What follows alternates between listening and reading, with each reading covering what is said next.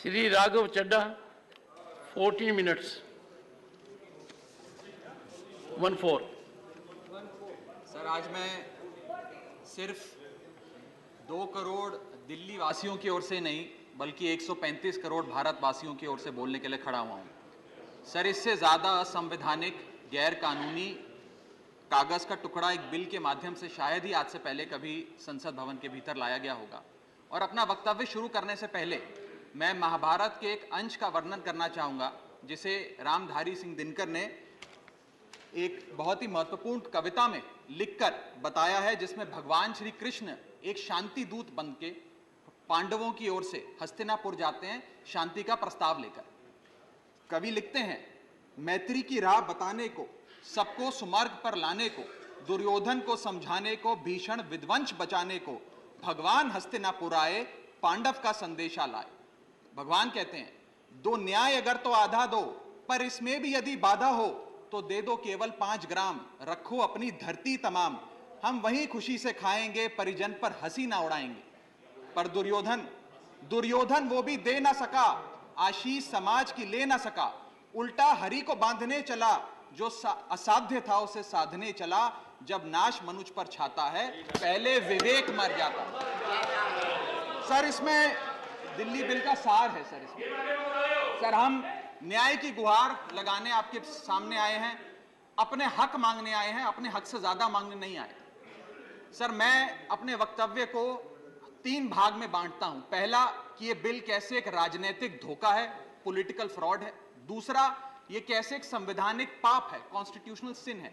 और तीसरा कि ये एडमिनिस्ट्रेटिव लॉकजैम यानी कि प्रशासनिक गतिरोध दिल्ली में कैसे पैदा कर देता है। सर, पहला राजनीतिक धोखा, यह कहानी है सर 1977 से लेकर 2015 की।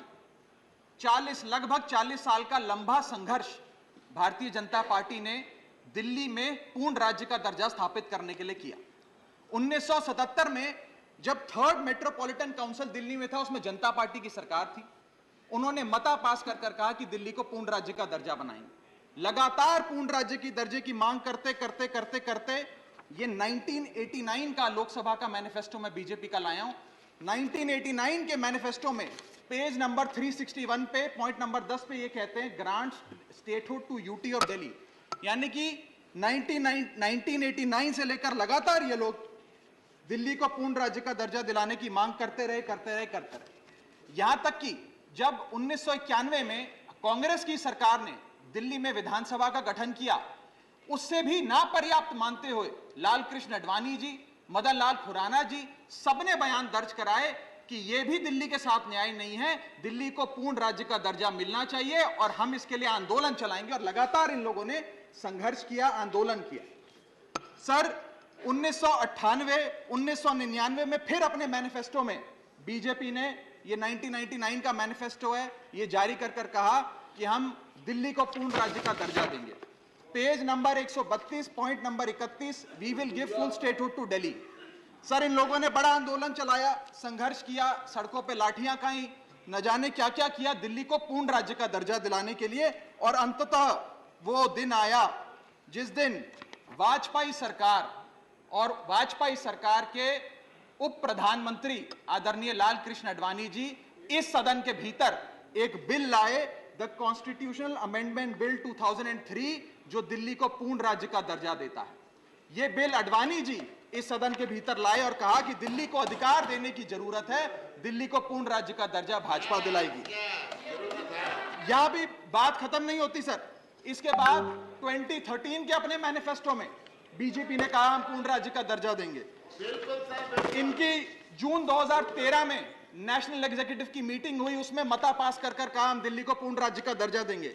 यहां तक कि इनके सांसद डॉक्टर हर्षवर्धन ने बयान दिया कि जब आदरणीय नरेंद्र मोदी जी देश के प्रधानमंत्री बनेंगे, हम दिल्ली को पूर्ण राज्य का दर्जा देंगे। ये इन सब ने सर लगातार बातें कही और दिल्ली को पूर्ण राज्य का दर्जा दिलाने की मांग लगातार भारतीय जनता पार्टी दिल्ली वालों के सामने रखती रही। सर, ये बिल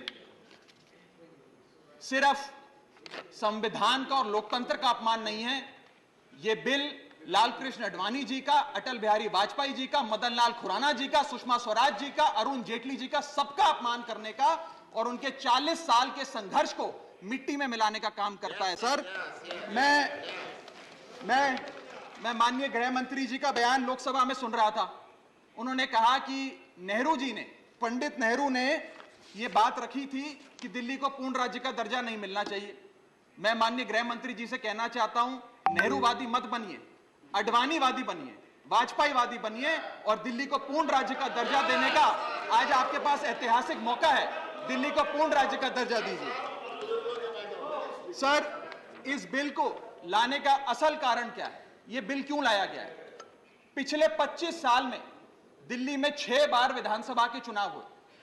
6 के 6 चुनाव भारतीय जनता पार्टी बुरी तरीके से हारी। यहां तक कि 2015 और 20 में आजाद भारत के इतिहास की सबसे बड़े जनादेश की सरकार अरविंद केजरीवाल ने दिल्ली में बनाई। क्योंकि ये पिछले 25 साल चुनाव नहीं जीत पाए और अरविंद केजरीवाल और आम आदमी पार्टी के आने के बाद ये जानते हैं कि अगले 25 साल भी ये लोग चुनाव नहीं जीत पाएंगे, तो सरकार को नष्ट करने का काम कर रहे हैं। ना रहेगी सरकार और ना रहेगा चुनावों का महत्व, ना रहेगा बांस, ना बजेगी बांसुरी। लेकिन मैं आज इस मंच से भाजपा से अनुरोध करूंगा कि कम से कम लालकृष्ण आडवाणी जी को न्याय दीजिए, कम से कम उनकी इच्छा पूरी करिए, दिल्ली को पूर्ण राज्य का दर्जा दीजिए। सर, मेरा दूसरा भाग कि कैसे यह बिल एक संवैधानिक पाप है। सर, पहली चीज, ये abuse of ordinance making powers है, आर्टिकल 123 जो संविधान का देता है। संविधान ये कहता है, और वाईवी चंद्रचूड़ साहब का AK Roy versus union of India एक बड़ा महत्वपूर्ण लैंडमार्क जजमेंट है, जिसने कहा कि ऑर्डिनेंसेस सिर्फ आपातकालीन और विषम परिस्थितियों में लाए जाएंगे। ऐसी कौन सी आपातकालीन और विषम परिस्थितियां आ गई कि आपको सुप्रीम कोर्ट के फैसले को 8 दिन के भीतर बदलना पड़ गया? दूसरा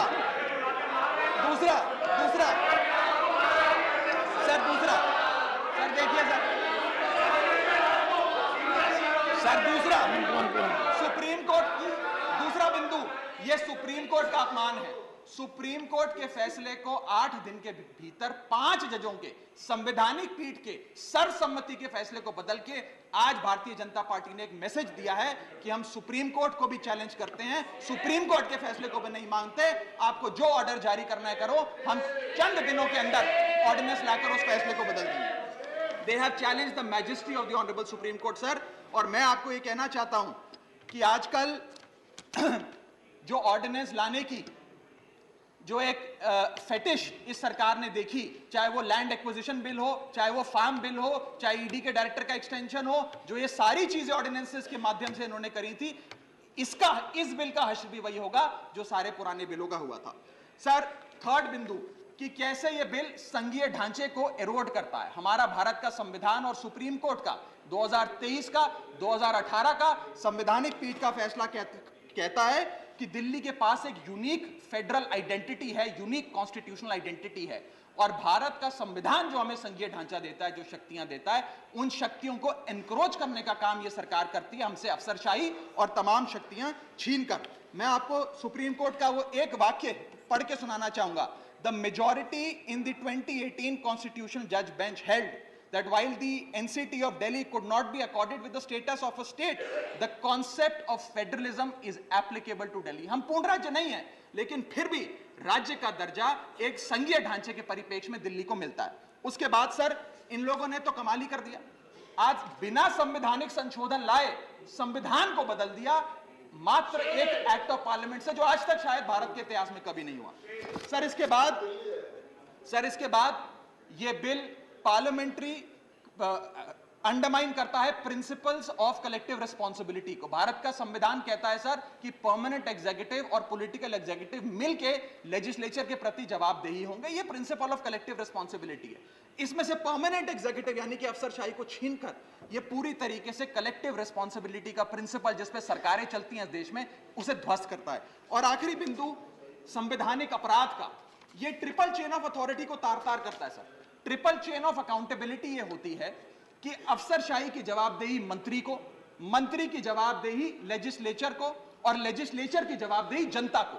इसमें से अगर आप अफसरशाही हटा देते हो तो फिर जवाबदेही की जो ये ट्रिपल चेन ऑफ अकाउंटेबिलिटी ध्वस्त हो जाती है। तो ये काम करके संवैधानिक अपराध एक प्रकार से सरकार ने किया है। सर मेरा आखिरी भाग, ये कैसे एक एडमिनिस्ट्रेटिव हाराकिरी, एक एडमिनिस्ट्रेटिव गतिरोध पैदा करता है। ये कहता है सिर्फ उपराज्यपाल ही ट्रांसफर पोस्टिंग करेंगे एक समिति के माध्यम से, यानी कि अफसर अब मुख्यमंत्री के नहीं सुनेगा, मंत्रियों की नहीं सुनेगा। अगर अब दिल्ली में किसी के घर में बिजली नहीं आ रही, पानी नहीं आ रहा, किसी के बच्चे का स्कूल में दाखिला नहीं हो रहा, तो वो उपराज्यपाल के पास जाएगा, अपने मंत्री मुख्यमंत्री के पास नहीं जाएगा।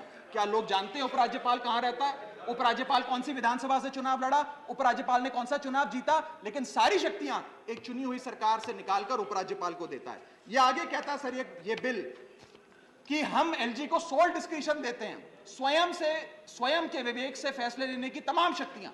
आज तक उपराज्यपाल और गवर्नर काउंसिल ऑफ मिनिस्टर्स की एड एंड एडवाइस से बाध्य थे, लेकिन यह बिल उपराज्यपाल को सुपरसीडिंग पावर देता है। आगे सर ये बिल जितने भी ब्यूरोक्रेट्स हैं उन्हें एक जुडिशियल अथॉरिटी बना देता है। यह कहता है अफसरशाही तय करेगी कि मंत्री का फैसला सही है कि मंत्री का फैसला गलत है, और अगर अफसर को मंत्री का कोई फैसला पसंद नहीं आया तो अफसर मंत्री का फैसला लागू करने से मना कर सकते हैं। और सर यह बिल अथॉरिटी, कमीशंस और कॉरपोरेशंस बनाने की, तमाम गठन करने की, नियुक्ति करने की शक्तियां सारी की सारी केंद्र सरकार को दे देता है, यानी कि सरकार की चाबी एक प्रकार से केंद्र सरकार को हाथ में पकड़ा देता है। सर माननीय गृह मंत्री जी ने कहा था कि आम आदमी पार्टी एक सुपारी सी जितनी पार्टी है, एक सुपारी जितनी छोटी सी पार्टी है। सर ये वो सुपारी जितनी पार्टी है जो आजाद भारत के इतिहास का फास्टेस्ट ग्रोइंग पॉलिटिकल स्टार्टअप कहलाती है। ये वो सुपारी जितनी पार्टी है जिसने 3 बार भाजपा को दिल्ली में हराया और 2 बार 2015 और 20 में आजाद भारत के इतिहास की सबसे बड़ी जनादेश की सरकार बनाई। ये वो सुपारी जितनी पार्टी है जिसने पंजाब में भाजपा को लगभग शून्य पर लाकर खड़ा कर दिया। ये वो सुपारी जितनी पार्टी है जो 10 साल में राष्ट्रीय पार्टी बनी। ये वो सुपारी जितनी पार्टी है जिसके 161 विधायक और 11 सांसद है। और ये वो सुपारी जितनी पार्टी है जिसका काम देखने के लिए first lady of United states of America और यूनाइटेड जनरल के पूर्व प्रमुख बान की मून आते हैं। सर मैं आज अपने साथी जो आंध्र प्रदेश और उड़ीसा की सरकार चलाते हैं उन्हें कहना चाहूंगा, आपकी जरूर कुछ मजबूरियां रही होंगी जिसके चलते आपने ये फैसला लिया इस सरकार के इस बिल का समर्थन करने में। कुछ तो मजबूरियां रही होंगी, यूं ही कोई बेवफा नहीं होता। लेकिन मैं आपको कहना चाहता हूं कि आग जब लगेगी तो बहुत दूर तक जाएगी। राहत इंदौरी साहब का एक बड़ा महत्वपूर्ण शेर है, अगर खिलाफ हैं होने दो, जान थोड़ी है, ये सब धुआं है, आसमान थोड़ी है, लगेगी आग तो आएंगे कई घर जद में, यहां सिर्फ हमारा मकान थोड़ी है। लेकिन जब आपके घर में आग लगेगी आम आदमी पार्टी आपके साथ खड़ी होगी, मैं आपको विश्वास दिलाता हूं। और सर मैंने अपनी बात शुरू करी थी महाभारत के एक अंश से, मैं समाप्त भी महाभारत के एक अंश से करूंगा। सर बीच कुरुक्षेत्र के मैदान में जब युद्ध प्रारंभ होने वाला था तो युधिष्ठिर ने शंखनाद करने से पहले एक घोषणा करी और कहा कि यह धर्म की लड़ाई है। मेरी सेना में खड़े मेरे पीछे जितने योद्धा हैं, अगर उन्हें लगता है कि धर्म मेरे साथ नहीं कौरवों के साथ है तो मेरी सेना छोड़कर सामने वाली मेरे दुश्मन की सेना में जाकर खड़े हो जाएं, उनकी ओर से युद्ध करें। और अगर कौरव सेना में कोई योद्धा है जिसे लगता है कि धर्म युधिष्ठिर के साथ है, पांडवों के साथ है, तो आप कौरवों की सेना छोड़कर मेरी सेना में आइए, मैं बाहें फैलाकर आपका स्वागत करूंगा। उस समय कौरवों का एक भाई युयुत्सु कौरव सेना छोड़कर पांडवों की ओर आया और पांडवों की ओर से युद्ध लड़ा। मैं उसी बात का जिक्र करते हुए आज इस सदन में बैठे तमाम सांसदों को कहना चाहता हूं, राज्यसभा काउंसिल ऑफ स्टेट्स है, हम लोग काउंसिल ऑफ स्टेट्स है, जहां ज्यादा जिम्मेदारी बनती है राज्यों के हकों की, अधिकारों की रक्षा करने की। मैं मांग करता हूं आज आप लोग पार्टी लाइन से ऊपर उठकर, विचारधारा से ऊपर उठकर संविधान को बचाने के लिए, लोकतंत्र को बचाने के लिए इस बिल को हराइए। आज ये इतना असंवैधानिक और गैर कानूनी बिल अगर ये सफल हो गया तो हो सकता है आज के बाद आने वाले समय में ये लोग देश में चुनाव ही ना कराएं, चुनावी प्रक्रिया को खत्म करने से।